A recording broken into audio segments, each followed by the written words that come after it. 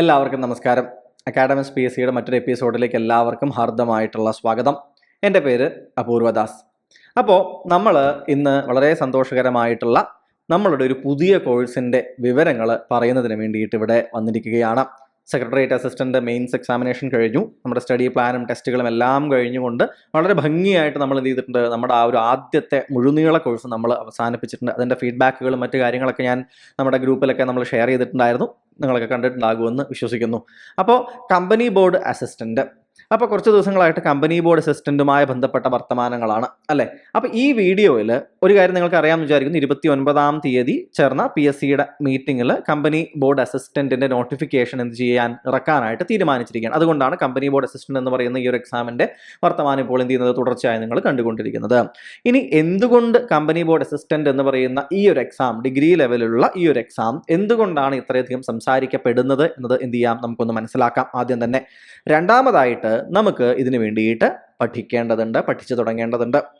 അപ്പോൾ എങ്ങനെയാണോ secretariat assistant examination നമ്മളിപ്പോൾ പ്രിപ്പയർ ചെയ്തത്, അതുപോലെ തന്നെ നമ്മൾ എന്ത് ചെയ്യാൻ പോവുകയാണ്, കമ്പനി ബോർഡ് അസിസ്റ്റന്റും അതേ സീരിയസ്നെസ്സോട് കൂടിയിട്ട് അതുപോലൊരു സ്റ്റഡി പ്ലാനും വെച്ച് നമ്മൾ എന്ത് ചെയ്യുന്നു, പഠിക്കാൻ പോകുന്നു, പരീക്ഷ എഴുതാൻ പോകുന്നു, എക്സാം ഹാളിലേക്ക് നമ്മൾ കംപ്ലീറ്റ് സെറ്റായിട്ട് എന്ത് ചെയ്യുന്നു, കയറാനായിട്ട് പോകുന്നു. അപ്പോൾ നേരത്തെ പറഞ്ഞതുപോലെ തന്നെ ഈ കാര്യങ്ങളെല്ലാമാണ് നമ്മൾ എന്ത് ചെയ്യുന്നത്, ഈ വീഡിയോയിൽ ചർച്ച ചെയ്യാൻ പോകുന്നത്.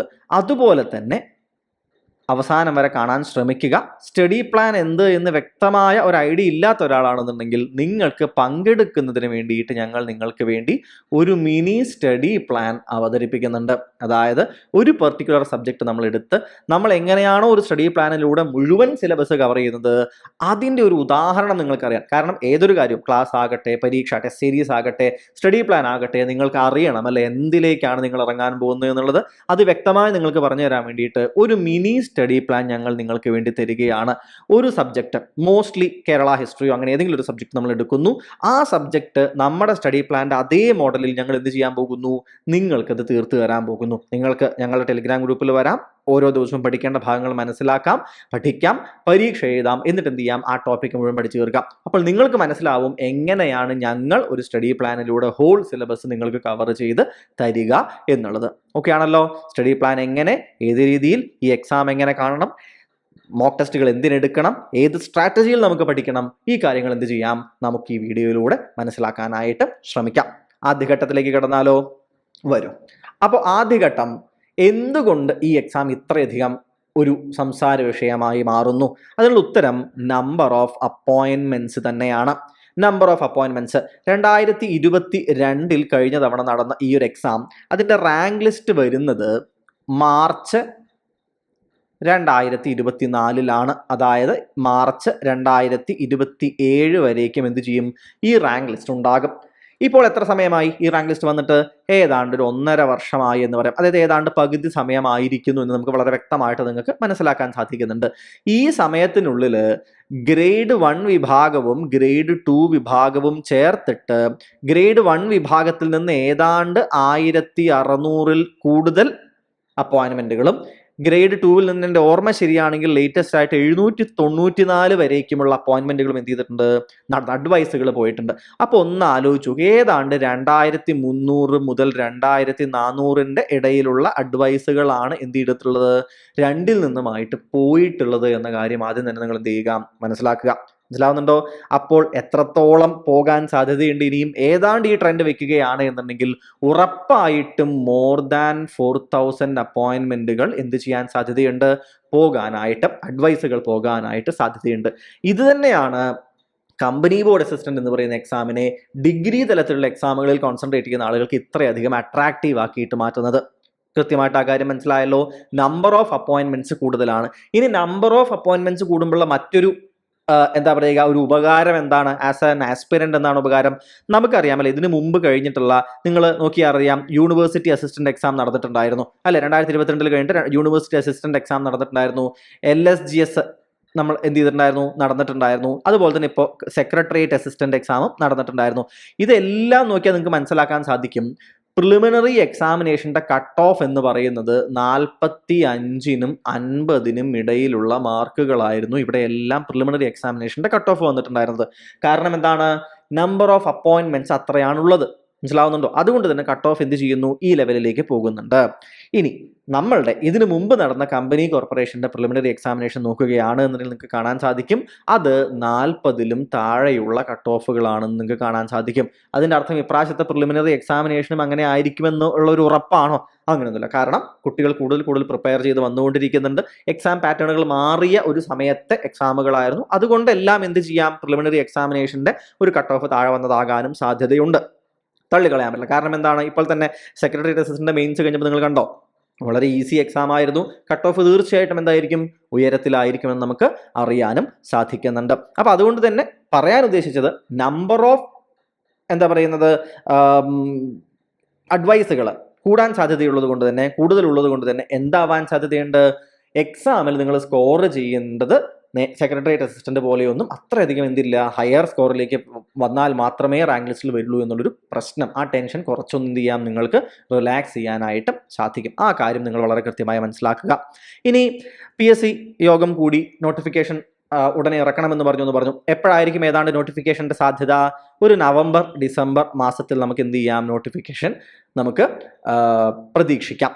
ഡിഗ്രി ലെവൽ പരീക്ഷയാണ് എന്ന് നമുക്ക് മനസ്സിലായിട്ടുണ്ട്. അതുകൊണ്ട് തന്നെ കോമൺ പ്രിലിമിനറി എക്സാം ഉണ്ടാകും അല്ലെ, കോമൺ പ്രിലിമിനറി എക്സാമിനേഷൻ. ഇതിനോടൊപ്പം ഡിഗ്രി തലത്തിലുള്ള വേറെ ഏതെല്ലാം എക്സാമുകൾക്കാണോ സാധ്യതകൾ, ആ എക്സാമുകളെല്ലാം യൂണിവേഴ്സിറ്റി അസിസ്റ്റന്റ് അഗൈൻ വിളിക്കും എന്ന ഒരു കാര്യവും നമുക്ക് എന്ത് ചെയ്യുന്നുണ്ട്, കേൾക്കുന്നുണ്ട്. അപ്പോൾ ഏതൊക്കെയാണോ എക്സാമുകൾ വരുന്നത് ഈ സമയത്ത്, ആ എക്സാമുകൾക്ക് ചേർത്തൊരു common degree level preliminary examination നമുക്ക് തീർച്ചയായിട്ടും എഴുതേണ്ടി വരും. അതിന്റെ കട്ട് ഓഫിന്റെ കഥയാണ് പറഞ്ഞത്, ആവർത്തിക്കുന്നില്ല.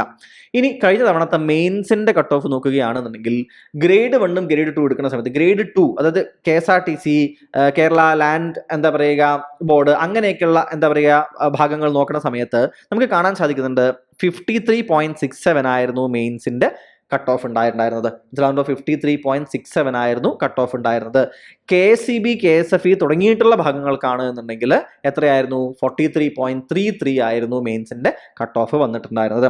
അപ്പൊ ഇതും എന്ത് തന്നെയാണ്, വളരെ റീച്ചബിൾ ആയിട്ടുള്ള ഒരു കട്ട് ഓഫ് തന്നെയായിരുന്നു എന്ന് നിങ്ങൾ മനസ്സിലാക്കണം.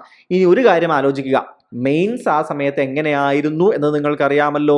സ്പെഷ്യൽ ടോപ്പിക് എന്ന് പറയുന്ന ഒരു ഭാഗം എന്ത് ചെയ്തിട്ടുണ്ട്, പിന്നീട് കടന്നു വന്നിട്ടുണ്ട്. കഴിഞ്ഞ തവണത്തെ യൂണിവേഴ്സിറ്റി അസിസ്റ്റന്റ് എക്സാം ആണ് എന്നുണ്ടെങ്കിലും അതിൽ 100-ൽ 13 മാർക്കോ മറ്റെയാണ്, 13 to 15 മാർക്കിന്റെ ഇടയിലാണ് എന്തുണ്ടായിരുന്നത്, സ്പെഷ്യൽ ടോപ്പിക്കിന്റെ ഭാഗം പഠിക്കാനുണ്ടായിരുന്നത്. പിന്നീട് അത് എന്തായി മാറി, കംപ്ലീറ്റ്ലി ഒരു പുതിയ പേപ്പർ ആയിട്ട് സ്പെഷ്യൽ ടോപ്പിക് മെയിൻസിൽ മാറിയിട്ടുണ്ട്.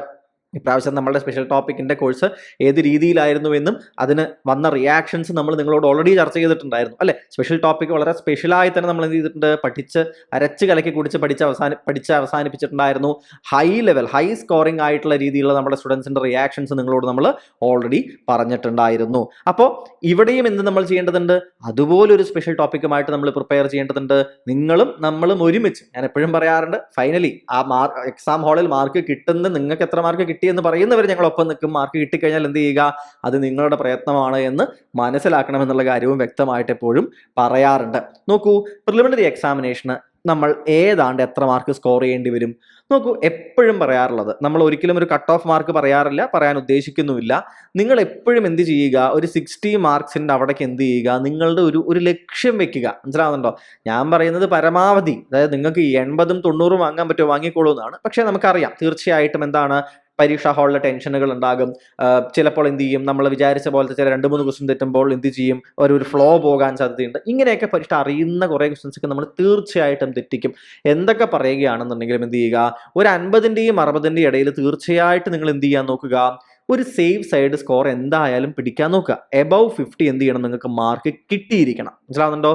നോക്കൂ, ഇതിലും താഴെ വരാം കട്ട് ഓഫ്, അല്ലെങ്കിൽ എന്ത് ചെയ്യാം, ഭയങ്കര ഈസി ആയി കഴിഞ്ഞാൽ എന്ത് ചെയ്യും, കട്ട് ഓഫ് ഇതിന് മുകളിലേക്ക് പോകാം. അപ്പൊ എന്ത് ചെയ്യുക, 60 എന്നുള്ളൊരു സ്കോർ ഒരു ശീലമാക്കി മാറ്റുക. അപ്പൊ എങ്ങനെയാണ് 60 എന്ന് പറയുന്ന സ്കോർ ശീലമാക്കി മാറ്റുക, പറയാം. നമുക്കതിലേക്ക് എന്ത് ചെയ്യാം, ഉടനെ തന്നെ വരാം. നോക്കൂ, മെയിൻസ് എക്സാമിൽ നമ്മൾ എന്ത് പ്രതീക്ഷിക്കണം, ഇനി സ്പെഷ്യൽ ടോപ്പിക് പ്രതീക്ഷിക്കണം. സിലബസ് വരട്ടെ, അതുകൊണ്ട് സ്പെഷ്യൽ ടോപ്പിക് എന്ത് എങ്ങനെയൊന്നും ഞങ്ങളിപ്പോൾ പറയാൻ പോകുന്നില്ല, ചർച്ച ചെയ്യാൻ ഉദ്ദേശിക്കുന്നില്ല. വരുമോ, എങ്ങനെയായിരിക്കാം, വരികയാണെങ്കിൽ എങ്ങനെയായിരിക്കാം, ഇത്തരം കാര്യങ്ങൾക്ക് എന്ത് ചെയ്യാം, സിലബസ് വന്ന ശേഷം നമുക്ക് ഡീറ്റെയിൽഡ് ആയിട്ട് എന്ത് ചെയ്യാം, അതിനെക്കുറിച്ചുള്ള ഒരു അനാലിസിസ് നമുക്ക് ചെയ്യാം. ഇനി നമ്മളിവിടെ പറഞ്ഞു അല്ലേ, നല്ലൊരു മാർക്ക്, ഒരു സേഫ് സൈഡ് നമ്മൾ എന്ത് ചെയ്യണം, എപ്പോഴും ഒരു സേഫ് സോൺ പിടിച്ച് നമ്മൾ എന്ത് ചെയ്യണം, സ്കോർ ചെയ്യാനുള്ള എബിലിറ്റി ഉണ്ടാക്കിയെടുക്കണം പറഞ്ഞു. ഹൗ ഈസ് ദിസ് പോസിബിൾ, എങ്ങനെയാണ് ഇത് ചെയ്യേണ്ടതുണ്ട്? നോക്കൂ, ഒന്നാമത്തെ പ്ലാൻ എന്ന് പറയുന്നത് PYQസുമായിട്ട് പരിചയപ്പെടുക എന്നുള്ളതാണ്. നിങ്ങൾ എപ്പോഴും എന്ത് ചെയ്യേണ്ടതുണ്ട്, പ്രീവിയസ് ഇയറിലെ ക്വസ്റ്റ്യൻസുമായിട്ട് നിങ്ങൾ സ്ഥിരമായിട്ട് എന്ത് ചെയ്യണം, ഒരു ബന്ധം നിങ്ങൾ ഉണ്ടാക്കിയെടുക്കേണ്ടതുണ്ട്. മനസ്സിലാവുന്നുണ്ടോ? PYQs കൃത്യമായി മനസ്സിലാക്കിക്കൊണ്ട് തന്നെ എന്ത് ചെയ്യുക, നിങ്ങൾ മുന്നോട്ട് പോകണം. അപ്പൊ എങ്ങനെയാണ് ഈ PYQs മനസ്സിലാക്കിക്കൊണ്ട് നിങ്ങൾ മുന്നോട്ട് പോവുക? നോക്കൂ, പറയുന്നത് ഇത്രയേ ഉള്ളൂ. നിങ്ങൾ കഴിഞ്ഞ അത് രണ്ട് തരത്തിലെടുക്കാം. ഒന്ന്, പ്രിലിമിനറി എക്സാമിനേഷനുള്ള പ്രിപ്പറേഷൻ ആണ് എന്നുണ്ടെങ്കിൽ നിങ്ങൾക്ക് എന്ത് ചെയ്യാം, കോമൺ ഡിഗ്രി പ്രിലിംസ് നടന്ന എക്സാമുകൾ പല ഫേസുകളിലായി നടന്നത് എല്ലാം എന്ത് ചെയ്യാം, നിങ്ങൾക്ക് കളക്ട് ചെയ്ത് വെക്കാൻ നിങ്ങൾക്ക് സാധിക്കണം.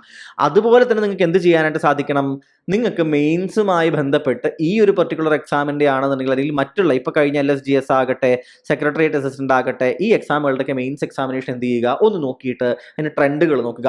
ചില എക്സാമിനേഷൻസിൽ സ്റ്റേറ്റ്മെന്റ് തലത്തിലുള്ള ചോദ്യങ്ങൾ ധാരാളം കാണുന്നുണ്ട്. ചില ഡിഗ്രി എക്സാമിനേഷൻസിൽ സ്റ്റേറ്റ്മെന്റുകൾ ധാരാളം കാണുന്നുണ്ട്. ചിലതിലോ ഇല്ല, ഫാക്ച്വൽ ആയിട്ടുള്ള രീതിയിൽ എന്ത് ചെയ്യുന്നുണ്ട്, ചില മെയിൻസ് എക്സാം ഉൾപ്പെടെ പോകുന്നുണ്ട്. അപ്പോൾ അൺപ്രഡിക്റ്റബിൾ ആണ് എന്ന് നമ്മൾ മനസ്സിലാക്കണം, അല്ലേ? ഇപ്പോൾ കഴിഞ്ഞ തവണ ഒരു സ്റ്റുഡന്റ് നമ്മളുടെ ഗ്രൂപ്പിൽ നമ്മുടെ ഒരു പെയ്ഡ് ടെലിഗ്രാം ഗ്രൂപ്പ് ഉണ്ട്. കോഴ്സ് എടുക്കുന്ന ആൾക്കാർക്ക് സംശയങ്ങൾ തീർക്കാനും ബാക്കി കാര്യങ്ങൾ ചർച്ച ചെയ്യാനൊക്കെ ഉള്ള ഒരു പെയ്ഡ് ടെലിഗ്രാം ഗ്രൂപ്പ് ഉണ്ട്.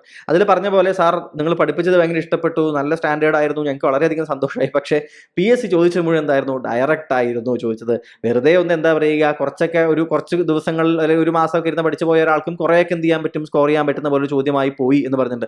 എന്നാൽ അതേ രീതിയിൽ തിരിച്ചും ചില ആൾ പറഞ്ഞിട്ട്, സാർ ഒരു മാസമേ ആയുള്ളൂ ഈ കോഴ്സ് ഉണ്ടെന്ന് അറിഞ്ഞിട്ട്, നിങ്ങൾ അക്കാഡമിക്സ് പറഞ്ഞിട്ട് ആൾ PSC തുടങ്ങിയിട്ടുണ്ടെന്ന് ഞങ്ങൾ ഇപ്പോഴാണ് അറിഞ്ഞത്. ഒരു മാസമേ പഠിക്കാൻ പറ്റുള്ളൂ, പക്ഷെ എന്ത് ചെയ്യാൻ പറ്റി, ഒരുപാട് സ്കോർ ചെയ്യാൻ പറ്റി എന്ന് പറഞ്ഞ ആളുകളുമുണ്ട്. ചില ഫീഡ്ബാക്കുകൾ നമ്മൾ അവസാനം തരും, സ്വയം തള്ളാൻ വേണ്ടി മാത്രമല്ല, കുറച്ച് തള്ളൊക്കെ ഉണ്ട്. എന്നാലും എന്താണ്, അതിൽ കുറെ സംശയങ്ങളും അവർക്ക് പറ്റിയ അബദ്ധങ്ങളും കൂടി അവർ പറയുന്നുണ്ട്. അതുകൂടി നിങ്ങളോട് പറയാൻ വേണ്ടിയാണ് ഞങ്ങൾ എന്ത് ചെയ്യുന്നത്, ചില ഫീഡ്ബാക്കുകൾ പ്രത്യേകം ഉൾപ്പെടുത്തുന്നത്. മനസ്സിലാവുന്നുണ്ടോ? കുറച്ചൊക്കെ ഞങ്ങൾ എന്ത് ചെയ്യണം, ഞങ്ങളെയും പ്രൊമോട്ട് ചെയ്യണമല്ലോ, അല്ലാണ്ട് വേറെ ആരും പ്രൊമോട്ട് ചെയ്യില്ലല്ലോ. ശരി, ഇരിക്കട്ടെ. അപ്പോൾ ഒന്നാമത്തെ സ്റ്റെപ്പ് നിങ്ങൾ ചെയ്യേണ്ടത് PYQs പഠിക്കലാണ്. ഈ PYQs ഈ പ്രിലിമിനറി തലത്തിലും മെയിൻസ് തലത്തിലും നിങ്ങൾ മനസ്സിലാക്കുമ്പോൾ നിങ്ങൾ ചെയ്യുന്ന 2-3 കാര്യങ്ങളുണ്ട്. ഒന്ന് എന്ന് പറയുന്നത്, നിങ്ങൾ സിലബസ് മനസ്സിലാക്കും. സിലബസ് വലിയ സിലബസാണ്, അല്ലെ? അതിലെന്ത് മനസ്സിലാക്കും നിങ്ങൾ, what are the important parts എന്നുള്ളത് നിങ്ങൾ ഇന്റേണലൈസ് ചെയ്ത് മനസ്സിലാക്കണം എന്നുണ്ടെങ്കിൽ PYQസുമായിട്ട് നിങ്ങൾക്ക് ബന്ധം വേണം. മനസ്സിലാവുന്നുണ്ടോ? PYQs നിങ്ങൾ കഴിഞ്ഞ ഒരു 3 കൊല്ലത്തിന്റെ അല്ലെങ്കിൽ 4 കൊല്ലത്തിന്റെ PYQs ഡിഗ്രി തലത്തിലുള്ളതെല്ലാം കവർ ചെയ്ത് കഴിയുമ്പോൾ ഒന്ന് മനസ്സിലാക്കുക, നിങ്ങൾ സിലബസിലെ ഏറ്റവും പ്രധാനപ്പെട്ട ഭാഗങ്ങൾ മുഴുവൻ കവർ ചെയ്തിട്ടുണ്ടാകും. മനസ്സിലാവുന്നുണ്ടോ? മുഴുവൻ കവർ ചെയ്തിട്ടുണ്ടാകും. പിന്നെ എന്ത് ചെയ്താൽ മതി, വരുത്തുന്ന ചില മാറ്റങ്ങൾ, ചില ട്വിസ്റ്റുകളും ചില ടേണുകളും മാത്രം മനസ്സിലാക്കി എന്ത് ചെയ്താൽ മതി, എക്സാമിനെ അപ്രോച്ച് ചെയ്താൽ മതി. ഏറ്റവും എഫക്റ്റീവായിട്ട് നിങ്ങൾക്ക് എന്ത് ചെയ്യുക, ഒരു പരീക്ഷയുടെ അന്തസത്ത മനസ്സിലാക്കാനുള്ള ഏറ്റവും മികച്ച പരിപാടി എന്താണ്, ഡിഗ്രി തലത്തിലുള്ള ഒരു എക്സാമിലേക്ക് നിങ്ങൾ പ്രിപ്പയർ ചെയ്യുകയാണ്. First step should be collecting the PYQs and being familiarise with it. മനസ്സിലാവുന്നുണ്ടോ? അത് എന്ത് ചെയ്യുക, കൃത്യമായിട്ട് ചെയ്യുക. ഇനി ഇതെല്ലാം കൂടി ചേർത്ത് PYQs മനസ്സിലാക്കുക, എക്സാമുകളുമായി ബന്ധപ്പെടുക, ഇതിനെല്ലാം കൂടി ചേർത്ത് ഞങ്ങൾ നിങ്ങൾക്ക് തരുന്നൊരു സൊല്യൂഷനാണ് ഞങ്ങളുടെ സ്റ്റഡി പ്ലാൻ എന്ന് പറയുന്നത്. സെക്രട്ടേറിയറ്റ് അസിസ്റ്റന്റ് എക്സാമുമായി ബന്ധപ്പെട്ടിട്ട് നിങ്ങൾക്ക് എന്ത് ചെയ്തിട്ടുണ്ട്, ഞങ്ങളൊരു സ്റ്റഡി പ്ലാൻ തന്നിട്ടുണ്ടായിരുന്നു, അല്ലെ? അപ്പൊ ഇതുപോലെ ഞങ്ങൾ എന്ത് ചെയ്യുകയാണ്, കമ്പനി ബോർഡ് അസിസ്റ്റന്റുമായി ബന്ധപ്പെട്ട് ഞങ്ങൾ നിങ്ങൾക്കൊരു സ്റ്റഡി പ്ലാൻ തരാൻ പോവുകയാണ്. അത് എപ്പോൾ തുടങ്ങും, എങ്ങനെ തുടങ്ങും എന്നുള്ള കാര്യങ്ങൾ ഉടനെ തന്നെ ഞങ്ങൾ എന്ത് ചെയ്യും, നിങ്ങളോട് പറയുന്നതായിരിക്കും. ആ സ്റ്റഡി പ്ലാൻ എങ്ങനെ എന്നുള്ളതും, ഫുൾ സ്റ്റഡി പ്ലാനിലേക്ക് നിങ്ങളെ വെറുതെ കണ്ണടച്ച് വലിച്ചിടുന്നതിന് മുമ്പ് അതെന്തെന്ന് നിങ്ങൾക്ക് കൃത്യമായി പറഞ്ഞു തരാനുള്ള ഒരു മിനി സ്റ്റഡി പ്ലാനെ കുറിച്ചുമാണ് നമ്മൾ എന്ത് ചെയ്യുന്നത്, ഇത് നിങ്ങളോട് പറയുന്ന കാര്യങ്ങളിൽ ഒരു കാര്യം. ഇനി എന്ത് സ്റ്റഡി പ്ലാൻ എന്നുള്ളത് നിങ്ങളിവിടെ മനസ്സിലാക്കുക. ഇത് സെക്രട്ടേറിയറ്റ് അസിസ്റ്റന്റ് പരീക്ഷയുടെ സ്റ്റഡി പ്ലാനിന്റെ ആദ്യ ദിവസത്തിനാണ് ഈ കാണിക്കുന്നത്. നമ്മുടെ ടെലിഗ്രാം ഗ്രൂപ്പിലാണ് നമ്മൾ എന്ത് ചെയ്യുന്നത്, സ്റ്റഡി പ്ലാൻ അപ്ലോഡ് ചെയ്യാറുള്ളത്. Day 1 ആയിരുന്നു ഇത്. 75 ദിവസത്തെ സ്റ്റഡി പ്ലാൻ ആണ് ഞങ്ങൾ സെക്രട്ടേറിയറ്റ് അസിസ്റ്റന്റ് എക്സാമിന് വേണ്ടി കൊടുത്തിട്ടുള്ളത്. പ്രിലിമിനറിയും മെയിൻസും എല്ലാം അടങ്ങുന്ന രീതിയിൽ. ഓക്കെ, പ്രിലിമിനറി കഴിഞ്ഞ ശേഷമാണ് നമ്മൾ തുടങ്ങിയത്. ഈ സ്റ്റഡി പ്ലാൻ നോക്കൂ, ഈ രീതിയിൽ ഞങ്ങൾ എന്ത് ചെയ്യും, പഠിക്കാനുള്ള ഭാഗങ്ങൾ തരും. ഹിസ്റ്ററിയുടെ ഭാഗമാണെങ്കിലും ജിയോഗ്രഫിയും ഈ കാര്യങ്ങളും തരും. ഈ കാര്യങ്ങളിൽ ഞങ്ങൾ എന്ത് വരും, ഈ ബ്രാക്കറ്റിലെ class 1 and 2, class 18, class 1, class 24 എന്നൊക്കെ കണ്ടോ. ഇതെന്താണെന്ന് വെച്ച് കഴിഞ്ഞാൽ ഞങ്ങളുടെ കോഴ്സിലെ ഈ ഒരു പെർട്ടിക്കുലർ ഭാഗം, ഇപ്പോൾ നമ്മുടെ എന്താ പറയുക, സിലബസിലുള്ള ഭാഗമാണ് കേരള ഹിസ്റ്ററിയിലെ ലിറ്റററി സോഴ്സസ്. ഈ ലിറ്റററി സോഴ്സസ് ഞങ്ങൾ ഇവിടെ ചർച്ച ചെയ്യുന്നു. മനസ്സിലാവുന്നുണ്ടോ? ഇനി റിവോൾട്ട് ഓഫ് 1857 നിന്ന് ഈ കഴിഞ്ഞ സെക്രട്ടേറിയറ്റ് അസിസ്റ്റന്റ് എക്സാമിനേഷന് കൂടി സ്റ്റേറ്റ്മെന്റ് ക്വസ്റ്റൻ വന്നതേ ഉള്ളൂ, അല്ലെ? അത് ഞങ്ങളുടെ 18ാമത്തെ ഇന്ത്യൻ ഹിസ്റ്ററിയിലെ ക്ലാസ് ആണ്. അപ്പോൾ ഇത് ഞങ്ങൾക്ക് എങ്ങനെ മാത്രമേ ചെയ്യാൻ പറ്റുള്ളൂ, ഞങ്ങളുടെ ക്ലാസ് നിങ്ങൾക്ക് പറഞ്ഞു തന്ന് മാത്രമേ ചെയ്യാൻ പറ്റുള്ളൂ. കാരണം എന്താണ്, ഇത് എവിടെ പോയി പഠിക്കണമെന്ന് ഞങ്ങൾ പറയണമല്ലോ. വെറുതെ ഒരു ടോപ്പിക് ഇങ്ങ് തന്നിട്ട് പോയി എവിടെയെങ്കിലും പഠിച്ചോ പറയാൻ പറ്റില്ലല്ലോ. ഞങ്ങളുടെ കോഴ്സ് എടുത്ത കുട്ടികൾക്ക് എന്ത് ചെയ്യാൻ പറ്റും, കൃത്യമായി അവിടെ പോയി അത് പഠിച്ച് അവസാനിപ്പിച്ച് ആ ക്ലാസ്സിന്റെ അടിയിലുള്ള ക്ലാസ് ടെസ്റ്റ് ചെയ്ത് എന്ത് ചെയ്യാൻ പറ്റും, ഇത് എന്ത് ചെയ്യാൻ പറ്റും? ഉറപ്പിക്കാൻ പറ്റും. ഇനി ഈ സ്റ്റഡി പ്ലാനിന് വെളിയിൽ ഞങ്ങളുടെ കോഴ്സ് എടുക്കാണ്ട് ആണ് നിങ്ങൾ എന്ത് ചെയ്യുന്നത് കാണുന്നതെന്നുണ്ടെങ്കിൽ നിങ്ങൾക്ക് എന്ത് ചെയ്യാം? നിങ്ങൾക്ക് നിങ്ങളുടേതായിട്ടുള്ള സോഴ്സ് പിടിക്കാൻ എന്ത് ചെയ്യണം? ശ്രമിക്കണം. പക്ഷെ ഞങ്ങൾക്ക് കൃത്യമായി സിലബസ് ഫിനിഷ് ചെയ്ത് പോകാൻ ഞങ്ങളുടെ ക്ലാസ്സുകൾ അനുസരിച്ച് മാത്രമേ ഞങ്ങൾക്ക് സാധിക്കുള്ളൂ. അത് നിങ്ങൾ മനസ്സിലാക്കുമെന്ന് വിശ്വസിക്കുന്നു. അപ്പൊ ഈ രീതിയിലാണ് നമ്മൾ എന്ത് ചെയ്യുന്നത്? ഡേ 1 എന്ന് പറയുന്നത്. പിന്നെ ഇതിന്റെ അടിയിലുള്ള ഈ ലൈക്കും ഈ തീ കത്തുന്നൊന്നും കണ്ടിട്ട് നിങ്ങൾ പേടിക്കണ്ട. കുറേ ദിവസം കഴിയുന്തോറും എന്ത് ചെയ്യും? വീക്കായിട്ടുള്ള ആളുകൾ എന്ത് ചെയ്യും? പതുക്കെ പതുക്കെ കൊഴിഞ്ഞു പോയി തുടങ്ങും. ഞാൻ വീക്കായത് എന്നത് കളിയാക്കി പറയുന്നതല്ല. കാരണം 75 ദിവസം ഡിറ്റർമിനേഷനോടുകൂടി പഠിക്കാൻ എല്ലാവർക്കും സാധിക്കില്ല. പിന്നെ ചില ആളുകൾ, ഞാൻ ഉൾപ്പെടെ എല്ലാവരും എന്ത് ചെയ്യും? ഇടയ്ക്കൊക്കെ തളർന്നു പോകും. അത് വിഷയമല്ല. ഇടയ്ക്ക് ഒരു ദിവസം 2 ദിവസം എന്ത് ചെയ്യും? ചിലപ്പോൾ നമ്മൾ വല്ലാണ്ട് ഡൗൺ ആവാം, പ്രശ്നങ്ങൾ വരാം. അതൊരു വിഷയമായിട്ടുള്ള കാര്യമല്ല. കാരണം ഞാൻ പറയാൻ കാരണം, ഞാൻ 10-30 ദിവസവും മറ്റോ സ്റ്റഡി പ്ലാൻ കഴിഞ്ഞിട്ട് ഒരു ദിവസം ഞാൻ എൻ്റെ ഭാഗത്തുനിന്നുള്ള ഒരു അബദ്ധം എന്ത് പറ്റി? ഞാൻ അറിയാതെ നേരത്തെ ഇതിനു മുമ്പിൽ 27ാമത്തെയോ മറ്റോ ഏതോ ഒരു ദിവസത്തിന്റെ ടൈം ടേബിൾ 37ാമത്തെ ദിവസം അങ്ങനെ എന്തോ 7 9 എന്തോ വരുന്ന ഒരു ദിവസം റിപ്പീറ്റ് ചെയ്യപ്പെട്ടു അറിയാണ്ട് ഞാനത് എടുത്തിട്ട് കോപ്പി ചെയ്ത് ഷെഡ്യൂൾ ചെയ്തപ്പോൾ വന്നൊരു പ്രശ്നമായിരുന്നു. ഒരു കുട്ടി ഉടനെ മെസ്സേജ് അയച്ചു, സാർ ഇത് എന്തോ പ്രശ്നം പറ്റിയിട്ടുണ്ടെന്ന് തോന്നുന്നു, ഇത് ഞാൻ ഓൾറെഡി പഠിച്ചിട്ടുണ്ടെന്ന് പറഞ്ഞു. ഏതാണ്ട് 30 ദിവസം കഴിഞ്ഞിട്ട് പറ്റിയാണ് കുട്ടി പറയുന്നത്. അപ്പോൾ അത്ര ദിവസം കഴിഞ്ഞിട്ടും കൃത്യമായത് നോക്കുകയും അത് കണ്ടപ്പോൾ ഇത് ശരിയല്ല, എന്തോ ഇത് നേരത്തെ വന്ന പ്ലാൻ പിന്നെയും വന്നിട്ടുണ്ടെന്ന് മനസ്സിലാക്കുന്ന കുട്ടികളും എന്തുണ്ടായിരുന്നു? ആ ലിസ്റ്റിലുണ്ടായിരുന്നു. മനസ്സിലാവുന്നുണ്ടോ നിങ്ങൾക്ക്? അതുകൊണ്ട് എന്ത് ചെയ്യുക? സ്റ്റഡി പ്ലാൻ സീരിയസ് ആയിട്ട് എടുത്ത് പഠിച്ചു പോവുകയാണ് എന്നുണ്ടെങ്കിൽ നിങ്ങൾക്ക് എന്ത് ചെയ്യാൻ പറ്റും? സിലബസ് കംപ്ലീറ്റ്ലി കവർ ചെയ്ത് എന്ത് ചെയ്യാൻ പറ്റും? എക്സാമിന് പ്രിപ്പയർ ആവാൻ പറ്റും. ഈ ഓരോ സ്റ്റഡി പ്ലാനിലും കുറച്ച് ദിവസങ്ങളുടെ ഗ്യാപ്പിൽ എന്തുകൊണ്ട് സ്റ്റഡി പ്ലാൻ എന്ന് നമ്മൾ സംസാരിക്കുമ്പോൾ നമ്മൾ പറയാം. നോക്കൂ, നിങ്ങൾ കോഴ്സിൽ ചേരുന്ന സമയത്ത് ഇതുപോലെ ഒരു പെയ്ഡ് ടെലിഗ്രാം ഗ്രൂപ്പിൽ നിങ്ങൾ അംഗങ്ങളാവും. ഇത് സെക്രട്ടേറിയറ്റ് അസിസ്റ്റന്റ് 2025 വേണ്ടി നമ്മൾ ഉണ്ടാക്കിയിട്ടുള്ള ഒരു ഗ്രൂപ്പായിരുന്നു. നിങ്ങൾ കോഴ്സ് എടുക്കുന്ന സമയത്ത് നിങ്ങൾ ഇതിലേക്ക് ആഡ് ചെയ്യും. നോക്കൂ, ജനറൽ ആയിട്ടുള്ള കാര്യങ്ങൾ പറയേണ്ട ഒരു ഭാഗം ഉണ്ടാകും. ഇതിനെ സബ് ഡിവൈഡ് ചെയ്തിട്ടുണ്ട്. ഈ ഗ്രൂപ്പിനെ പേപ്പർ 2, അതായത് സ്പെഷ്യൽ ടോപ്പിക്കിന് വേണ്ടിയിട്ടുള്ള കാര്യങ്ങൾ പറയാൻ ഒരു സെപ്പറേറ്റ് സെക്ഷൻ ഉണ്ടാകും.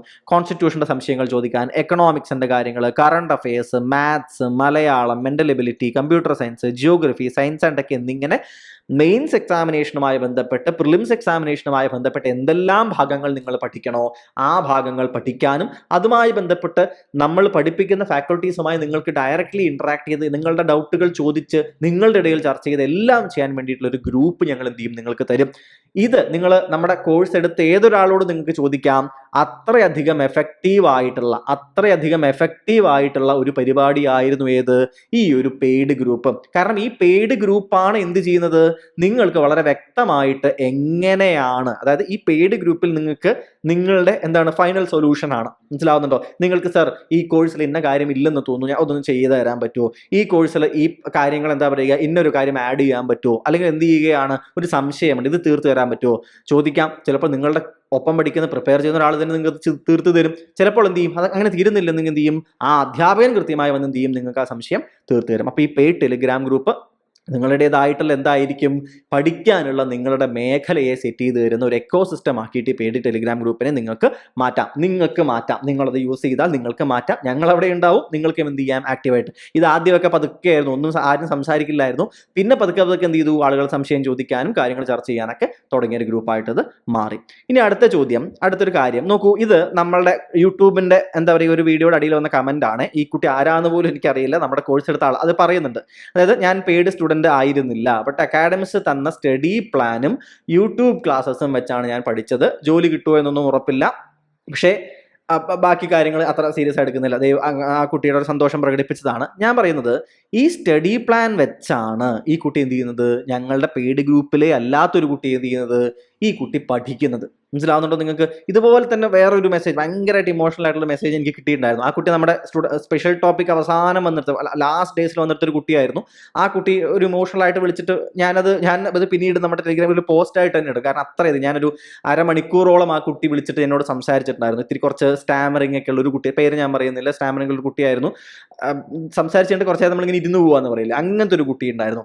അപ്പോൾ ഇവരെല്ലാവരെയും ഹെൽപ്പ് ചെയ്ത അവരുടെ വർത്തമാനങ്ങളിൽ വരുന്ന ഒരു വാക്ക് സ്റ്റഡി പ്ലാൻ ആണ്. മനസ്സിലാവുന്നുണ്ടോ? ഈ കുട്ടി അവസാനം വന്ന കുട്ടിക്ക് സ്റ്റഡി പ്ലാൻ ഫോളോ ചെയ്യാനായിട്ട് പറ്റിയിട്ടില്ല. അല്ലാണ്ട് സ്ഥിരമായി നമ്മൾ ആദ്യം മുതൽ തന്നെ കണ്ട കുട്ടികൾ പറഞ്ഞ വാക്ക് സ്റ്റഡി പ്ലാനാണ്. എന്തുകൊണ്ട് സ്റ്റഡി പ്ലാൻ? നിങ്ങൾക്ക് എന്തുകൊണ്ട് ഒരു സ്റ്റഡി പ്ലാൻ നിങ്ങൾക്ക് യൂസ് ചെയ്യും? ഒന്നാമത്തെ കാര്യം, കംപ്ലീഷൻ ഓഫ് ദ സിലബസ് തന്നെയാണ്. സിലബസ് മുഴുവനായിട്ട് പഠിച്ചു തീർക്കുക എന്നുള്ളത് ഒരു എക്സാമുമായി ബന്ധപ്പെട്ടിട്ടുള്ള ഏറ്റവും പ്രധാനപ്പെട്ട കാര്യമാണ്. കാരണം ഇതിൽ എവിടെ നിന്ന് വേണമെങ്കിലും ചോദ്യം വരാം. നമുക്ക് ഇന്നത് മാത്രം ഇമ്പോർട്ടൻ്റ്, ഇത് ഇമ്പോർട്ടൻ്റ് അല്ല, അങ്ങനെ ഒരു ഭാഗമില്ല. മനസ്സിലാവുന്നുണ്ടോ? എവിടെ നിന്ന് വേണമെങ്കിലും ചോദ്യങ്ങൾ വരാം. ഈ പ്രാവശ്യം കേരള ഹിസ്റ്ററി നോക്കി നോക്കൂ. ഒരുപാട് ഭാഗങ്ങൾ എന്തിന് ടച്ച് ചെയ്തിട്ടുണ്ട്, മനസ്സിലാവുന്നുണ്ടോ? ഒരുപാട് ഭാഗങ്ങൾ ടച്ച് ചെയ്തിട്ടുണ്ട്, മനസ്സിലാവുന്നുണ്ടോ? ലിറ്റററി സോഴ്സസ് ടച്ച് ചെയ്തിട്ടില്ലേ? ടച്ച് ചെയ്തിട്ടുണ്ട് അല്ലെ? കുറച്ച് കാലമായിട്ട് ചോദ്യങ്ങൾ വരാത്തൊരു ഭാഗമായിരുന്നു. കഴിഞ്ഞ ഡിഗ്രി ഞാൻ കഴിഞ്ഞ വർഷം അതിന് മുമ്പത്തെ വർഷം മറ്റു പിള്ളേരോട് പറഞ്ഞ ഒരു കാര്യമായിരുന്നു, എന്തായിരുന്നു? ലിറ്റററി സോഴ്സിൽ നിന്ന് ചോദ്യങ്ങൾ കുറച്ചായിട്ട് വരാറില്ല, ഇനി ചിലപ്പോൾ വരാൻ സാധ്യതയുണ്ട്. വന്നു തുടങ്ങി അല്ലെ? പിന്നെയും എന്ത് ചെയ്തു? വന്നു തുടങ്ങുന്നുണ്ട്. ഇനി അടുത്തതിൽ വരണമെന്നുണ്ടോ? ഒരു നിർബന്ധവുമില്ല. അപ്പൊ നമ്മൾ എന്ത് ചെയ്യണം? സിലബസ് കംപ്ലീറ്റ് ചെയ്യണം. കാരണം എവിടെ നിന്ന് വേണമെങ്കിലും ചോദ്യം വരാം. ഇവിടെ നിന്ന് കുറെ കാലം ചോദിച്ചിട്ടില്ല, പെട്ടെന്ന് ചോദിച്ചു, അയ്യോ എന്ത് ചെയ്യും? സിലബസിന് ചോദിക്കാം, സിലബസിൽ ഇല്ലാത്തതും ചോദിക്കാൻ വേണമെങ്കിൽ അല്ലെ? അതുകൊണ്ട് എന്ത് ചെയ്യുക? നമുക്ക് പഠിക്കാൻ പറ്റുന്ന ഭാഗം സിലബസ് കവർ ചെയ്യാൻ ഈ സ്റ്റഡി പ്ലാൻ സഹായിക്കും. കാരണം ഒരു ക്ലാസ് ഒരു ടോപ്പിക്ക് വിടാതെ സ്റ്റഡി പ്ലാനിൽ നിങ്ങൾക്ക് പഠിക്കാനുള്ള ഭാഗങ്ങൾ ഓരോ ദിവസവും തരും. അതെന്ത് ചെയ്യും? നിങ്ങൾക്ക് ഇരുന്ന് പഠിക്കാം. സിലബസ് എന്ത് ചെയ്യാം? എക്സാമിൻ്റെ ആ സമയമാകുമ്പോഴേക്കും പഠിച്ച് അവസാനിപ്പിക്കാം. ഇനി അണ്ടർസ്റ്റാൻഡിങ് ദ സിലബസ് നോക്കൂ. കംപ്ലീഷൻ ഓഫ് ദ സിലബസ് പോലെ ഇമ്പോർട്ടൻ്റ് ആണ് അണ്ടർസ്റ്റാൻഡിങ് ദ സിലബസ്. നിങ്ങൾ ഈ വിഷയങ്ങളെല്ലാം പഠിച്ച് നിങ്ങൾ ഒരു തവണ പഠിക്കുന്നു, റിവിഷൻ നടത്തുന്നു, റിവിഷനിലേക്ക് പോകുന്നു അല്ലെ? ഇത് റിവിഷന് സഹായിക്കും, റിവിഷന് സഹായിക്കും. നോക്കൂ, നിങ്ങൾ പഠിച്ചു കഴിഞ്ഞിട്ട് ഈ ദിവസങ്ങൾ വെച്ചിട്ട് പഠിക്കുമ്പോൾ റിവിഷൻ നടത്തുന്നുണ്ട് അല്ലെ? അതിനുശേഷം എന്ത് ചെയ്യുകയാണ്? നമ്മൾ ഇപ്രാവശ്യത്തേക്ക് സ്റ്റഡി പ്ലാൻ നമുക്ക് കുറച്ചുകൂടി നേരത്തെ തുടങ്ങാൻ പറ്റും. അതുകൊണ്ട് തന്നെ കുറച്ച് കഴിഞ്ഞിട്ട് ഒരു ടോപ്പിക് ഏതാണ്ട് തീർന്നു കഴിഞ്ഞാൽ you people will get exams. അതിൽ നിങ്ങൾ എന്ത് ചെയ്യും? ഒരു റിവിഷൻ നടത്തും. പിന്നീട് എന്ത് ചെയ്യാൻ പറ്റും? അത്രയും ഭാഗങ്ങൾ, ഒരു വലിയ എന്താ പറയുക ചങ്ക് ഓഫ് ഭാഗങ്ങൾ ചേർത്തിട്ട് നമ്മൾ ഫർദർ എക്സാം എന്ത് ചെയ്യുന്നുണ്ട്? പ്ലാൻ ചെയ്യുന്നുണ്ട്. അപ്പോൾ റിവിഷൻ നടത്തുന്നു, റിവിഷൻ നടത്തുന്നു. അതുപോലെ തന്നെ ചിലപ്പോൾ 10 ഡേ ഒരു ഉദാഹരണം, നമ്മൾ സെക്രട്ടേറിയറ്റ് അസിസ്റ്റന്റ് നമ്മളൊരു 10 ഡേ ടെസ്റ്റ് നടത്തി. അതായത് സ്റ്റഡി പ്ലാൻ 75 ദിവസത്തെ സ്റ്റഡി പ്ലാൻ ഉണ്ടായിരുന്നു. 10ാമത്തെ ദിവസം എന്ത് ചെയ്യും? 10 ദിവസവും പഠിച്ച കാര്യങ്ങളെല്ലാം ചേർത്ത് നമ്മൾ എന്ത് ചെയ്യും? ഒരു ടെസ്റ്റ് നിങ്ങൾക്ക് തരും. മനസ്സിലാവുന്നുണ്ടോ? അതിൽ എന്ത് ചെയ്യാൻ പറ്റും? അപ്പോൾ ആ പഠിച്ച ഭാഗങ്ങളെല്ലാം ചർച്ച ചെയ്യാൻ പറ്റും. നിങ്ങൾക്ക് എക്സാം ആയിട്ട്, ഒരു പരീക്ഷയായിട്ട് നിങ്ങൾ 50 ചോദ്യങ്ങൾ അറ്റംപ്റ്റ് ചെയ്യുന്ന സമയത്ത് നിങ്ങൾക്ക് എന്തിനു സാധിക്കും? ഒരു എക്സാം ഹോൾ എക്സ്പീരിയൻസ് നിങ്ങൾക്ക് കിട്ടും വളരെ കൃത്യമായിട്ട് അല്ലെ? പഠിച്ച ഭാഗങ്ങൾ റിവൈസ് ചെയ്യാനും റിവിഷൻ നടത്താനും സാധിക്കും. അതിനുശേഷം നിങ്ങൾ കീ നോക്കാം. നമ്മൾ ഓരോ ക്വസ്റ്റിൻ്റെ അടിയിലും എന്ത് ചെയ്യും? വൃത്തിയായിട്ട് സൊല്യൂഷൻ തരും. അതായത് എക്സ്ട്രാ പോയിന്റ്സും എക്സ്പ്ലനേഷൻസും തരും. ഇത് നമ്മൾ ഈ നടത്തുന്ന സ്റ്റഡി പ്ലാനുമായി ബന്ധപ്പെട്ട എല്ലാ ടെസ്റ്റിലും നിങ്ങൾക്ക് എന്ത് ചെയ്യും? ഈ എക്സ്ട്രാ പോയിന്റ്സും എക്സ്പ്ലനേഷൻ കൂടി നിങ്ങൾക്ക് കിട്ടും. മനസ്സിലാവുന്നുണ്ടോ? ഇതാണ് നിങ്ങൾ സ്റ്റഡി പ്ലാനിലേക്ക് വരണമെന്ന് പറയാനുള്ള കാരണം. ഒരു പരീക്ഷയ്ക്ക് നിങ്ങൾ എങ്ങനെ തയ്യാറാവണോ അതിൻ്റെ സമഗ്രമായിട്ടുള്ള പാക്കേജാണ് അക്കാഡമിക് സ്പേസ് നിങ്ങൾക്ക് തരുന്ന സ്റ്റഡി പ്ലാൻ എന്ന് പറയുന്നത്. ഞാൻ അഗെയിൻ പറയുന്നു, വളരെ സീരിയസ് ആയി വളരെ ഡിസിപ്ലിൻഡ് ആയിട്ട് പഠിച്ചു തീർക്കാമെന്ന് ഉറപ്പുണ്ടെങ്കിൽ നിങ്ങൾക്ക് എന്ത് ചെയ്യരുത്? ഇടയ്ക്ക് ഒരു ഗ്യാപ്പുകളൊക്കെ തരും. സെക്രട്ടറി റെസിഡന്റ് മെയിൻസ് നമുക്ക് സ്റ്റഡി പ്ലാനിൽ ഒരു ഗ്യാപ്പ് ഉണ്ടായിരുന്നില്ല, കാരണം അത്ര ദിവസമേ ബാക്കി ഉണ്ടായിരുന്നുള്ളൂ. ഇത് നമുക്ക് ഒരു വലിയ ദിവസത്തിനിടയിൽ എന്ത് ചെയ്യും? ഇടയ്ക്ക് 1-2 ദിവസം നമ്മൾ ഗ്യാപ്പ് വരും. സോ ദാറ്റ് ഇടയ്ക്ക് മിസ്സായി പോയ ആൾക്കാർക്ക് ഓടിയെത്താനൊക്കെ വേണ്ടിയിട്ട് നമ്മൾ എന്ത് ചെയ്യും? ഇടയ്ക്ക് ഒരു ഗ്യാപ്പൊക്കെ തരും. പക്ഷേ ഗ്യാപ്പുകൾ പ്രതീക്ഷിച്ചിരിക്കരുത്. എന്ത് ചെയ്യുക? പഠിച്ച് തീർക്കുക.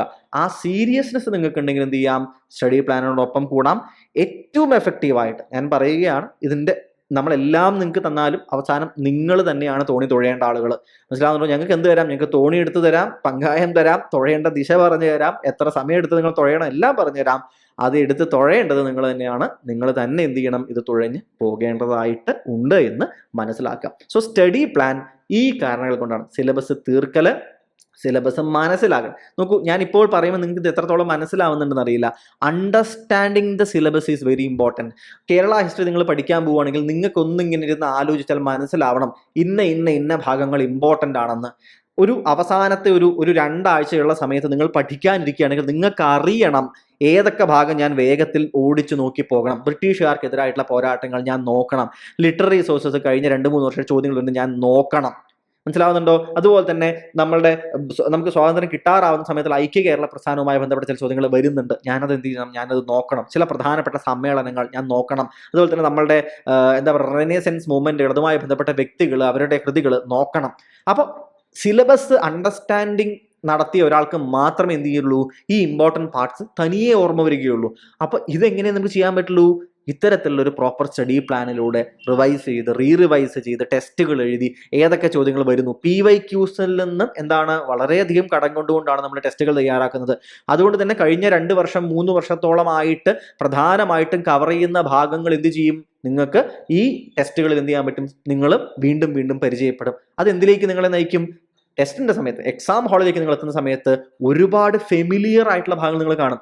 അപ്പം തന്നെ ഒരു ആശ്വാസമല്ലേ അത്? ഓക്കെ, ഇത് ഞാൻ കണ്ടിട്ടുണ്ട്. പരിചിതമായ ഭാഗങ്ങൾ കാണുമ്പോൾ തന്നെ എന്ത് ചെയ്യും, ഒരു പകുതി ടെൻഷൻ എന്ത് ചെയ്യും, എക്സാം ഹോളിൽ അപ്പം തന്നെ തീർന്നോളും. ഇതെല്ലാം നമുക്ക് സ്റ്റഡി പ്ലാനിലൂടെ മാത്രമേ സാധിക്കുകയുള്ളൂ. മനസ്സിലാവുന്നുണ്ടോ? ഇതേ കാര്യങ്ങൾ ഞാൻ ടെസ്റ്റിന്റെ അവിടെ ഒന്നുകൂടി പറയും, ഒന്നുകൂടി ക്ഷമയോടുകൂടി കേൾക്കാനായിട്ട് ശ്രദ്ധിക്കുക. ഇത് വേറെ ഒരു എന്താ പറയുക മെസ്സേജ് ആയിരുന്നു. നോക്കൂ. ഹായ് സാർ, ഞാൻ സെക്രട്ടേറിയറ്റ് ബാച്ച് സ്റ്റുഡൻ്റ് ആണ്. ടോട്ടൽ 144 ഈ കുട്ടി കിട്ടിയിട്ടുള്ളത്. സെക്കൻഡ് പേപ്പർ 74 മാർക്കുണ്ട്, നല്ലപോലെ ചെയ്യാൻ പറ്റി. ഫസ്റ്റ് പേപ്പർ കംപ്ലീറ്റ് പഠിച്ചിരുന്നില്ല. ഇത് ഞാൻ ഓൾറെഡി ഇതിനു മുമ്പത്തെ വീഡിയോയിലും ഇത് കാണിച്ചിരുന്നു അല്ലേ. എന്തുകൊണ്ടാണ്? പഠിക്കണമായിരുന്നു. പ്രത്യേകം പറഞ്ഞായിരുന്നു ഫസ്റ്റ് പേപ്പർ 2ന്റെ പിന്നാലെ വല്ലാണ്ടിരുന്നിട്ട് പേപ്പർ 1 കളയരുത്. അത് എന്ത് ചെയ്യും, നിങ്ങൾക്കൊരു നെഗറ്റീവ് ഇമ്പാക്ട് ഉണ്ടാക്കാൻ സാധ്യതയുണ്ടെന്ന് പറഞ്ഞിട്ടുണ്ടായിരുന്നു. ഇനി എക്സാം ടൈമിൽ കുറച്ച് ടെൻഷൻ കൊണ്ടും കുറച്ച് എന്ത് ചെയ്തു, നെഗറ്റീവുകളും വന്നിരുന്നു.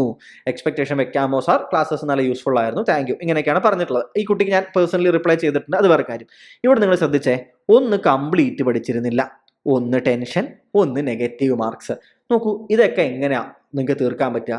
തീർക്കാൻ ഒരൊറ്റ വഴിയാ, കംപ്ലീറ്റ് പഠിക്കാൻ ഞാൻ ഓൾറെഡി പറഞ്ഞു. എന്താണ്? സ്റ്റഡി പ്ലാനിലൂടെ വെച്ചിട്ട് കൃത്യമായി പഠിച്ചാൽ എന്ത് ചെയ്യാൻ പറ്റും, നിങ്ങൾക്കത് തീർക്കാനായിട്ട് സാധിക്കും. അടുത്ത 2 കാര്യങ്ങളും ടെൻഷൻ ഇല്ലാണ്ടാക്കലും അതുപോലെ തന്നെ എന്താണ്, നെഗറ്റീവ് കുറയ്ക്കലും ഒരൊറ്റ മാർഗമേ ഉള്ളൂ. എന്താണ്? റൈറ്റ് എക്സാംസ്, പരീക്ഷകൾ എഴുതുക. എന്ത് ചെയ്യുക? പരീക്ഷകൾ നിങ്ങൾ എഴുതണം.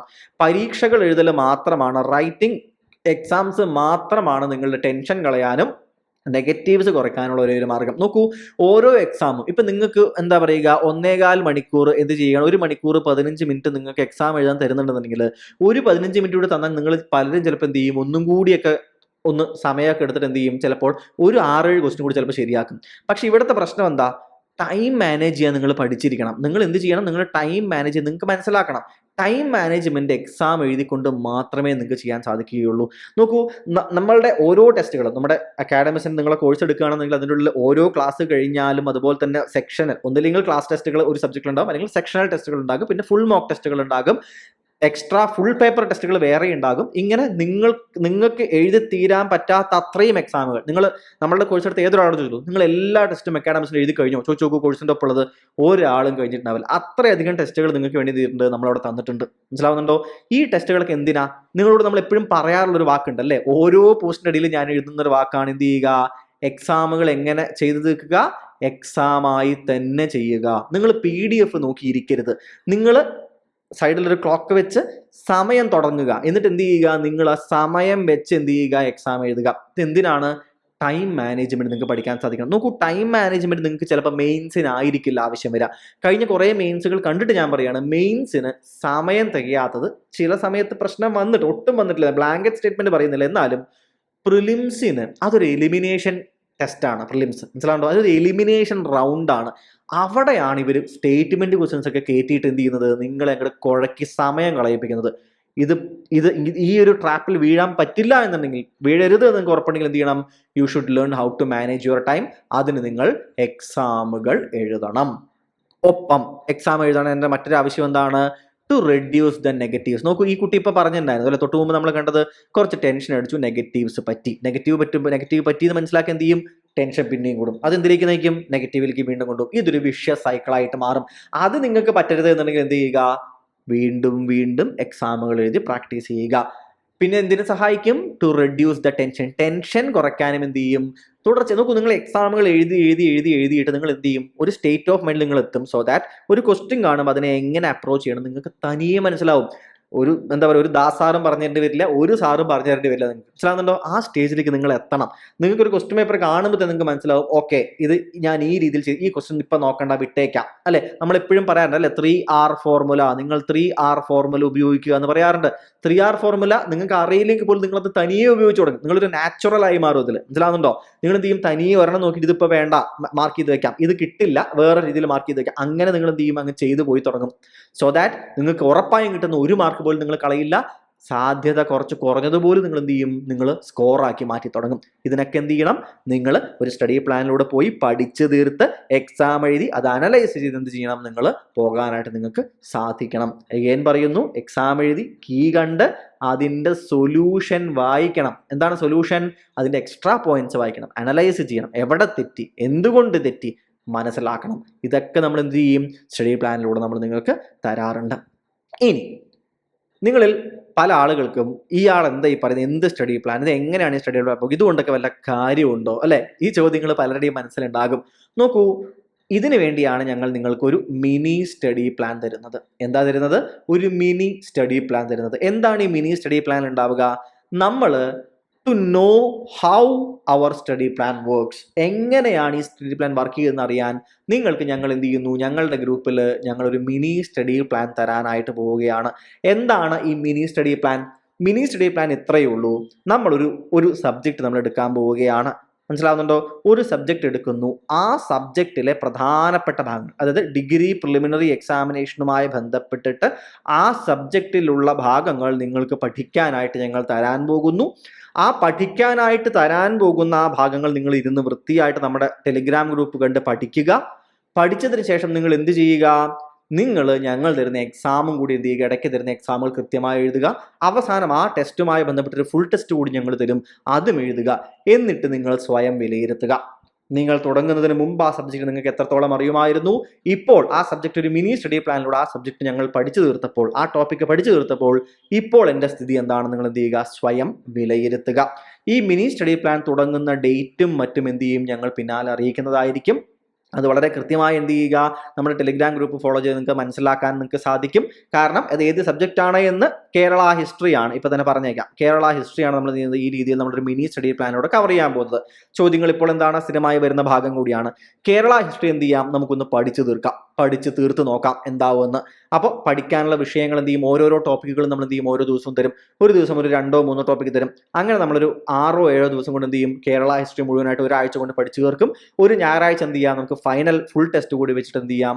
നമുക്ക് കേരള ഹിസ്റ്ററി അങ്ങ് പഠിച്ച് അവസാനിപ്പിക്കാം.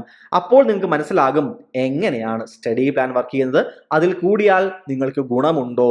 എക്സാം കഴിഞ്ഞ ശേഷം ഞങ്ങൾ കുറേ മെസ്സേജുകൾ കാണിച്ചെന്നില്ലേ, അതുപോലൊരു മെസ്സേജ് അയക്കുന്ന ഒരാളാകാൻ നിങ്ങൾക്കും പറ്റുമോ എന്ന് എന്ത് ചെയ്യാം? നിങ്ങൾക്ക് സ്വയം പരിശോധിക്കാം. ഓക്കെ അല്ലേ? സോ മിനി സ്റ്റഡി പ്ലാനും ഞങ്ങൾ എന്ത് ചെയ്യുന്നു? നിങ്ങൾക്ക് തരുന്നു അല്ലേ? നിങ്ങൾ അനുഭവിച്ച് മനസ്സിലാക്കുക, എന്നിട്ട് തീരുമാനിക്കുക കോഴ്സ് എടുക്കണമോ വേണ്ടയോ എന്നുള്ളത്. നോക്കൂ, ഇത് നമുക്ക് അവസാനം വന്നിട്ടുള്ള ഒരു മെസ്സേജുകളൊന്നാണ്.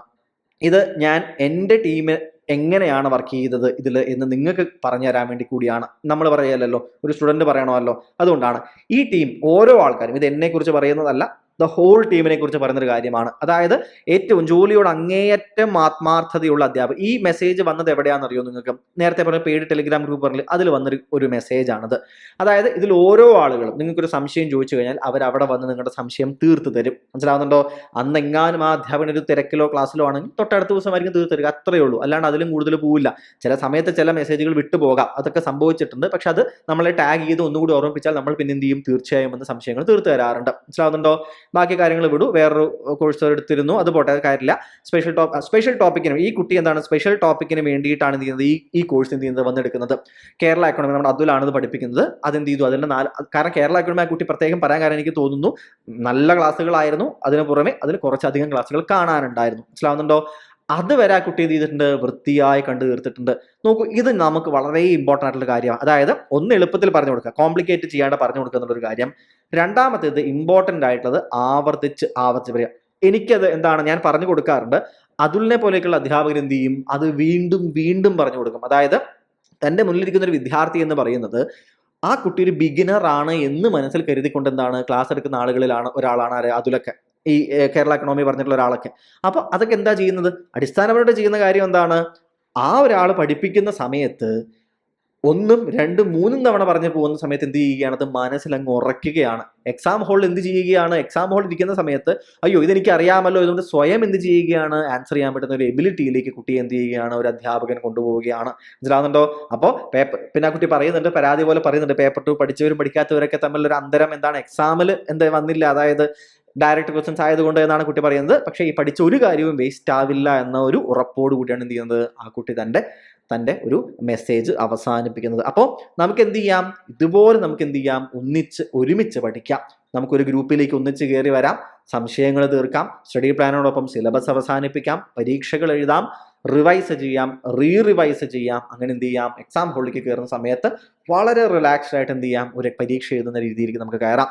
അപ്പോൾ നമ്മളുടെ കോഴ്സിൻ്റെ ഡീറ്റെയിൽസ്, ഫീസ് തുടങ്ങിയ കാര്യങ്ങൾ ഇതെല്ലാം നമ്മൾ നിശ്ചയിച്ചുകൊണ്ട് നമ്മുടെ കോഴ്സ് ലോഞ്ച് ചെയ്യുന്ന സമയത്ത് കോഴ്സിൻ്റെ ഹോൾ ഡീറ്റെയിൽസുമായിട്ട് നമ്മൾ എന്ത് ചെയ്യും, വരുന്നതായിരിക്കും. നിങ്ങൾ തയ്യാറാവുക. മിനി സ്റ്റഡി പ്ലാൻ നമുക്ക് എന്ത് ചെയ്യാം, ആദ്യം ലോഞ്ച് ചെയ്യാം. മിനി സ്റ്റഡി പ്ലാനിലൂടെ ഞങ്ങളുടെ സ്റ്റഡി പ്ലാൻ ഫോളോ ചെയ്താൽ നിങ്ങൾക്ക് എന്ത് കിട്ടുമെന്ന് നിങ്ങൾ സ്വയം മനസ്സിലാക്കുക. എന്നിട്ട് എന്ത് ചെയ്യാം, നമുക്ക് കോഴ്സിലേക്കും കടക്കാം. So thank you very much for listening. നമുക്ക് എന്ത് ചെയ്യാം, കമ്പനി ബോർഡ് അസിസ്റ്റന്റ് കോഴ്സുമായിട്ട് കണ്ടുമുട്ടാം. Thank you.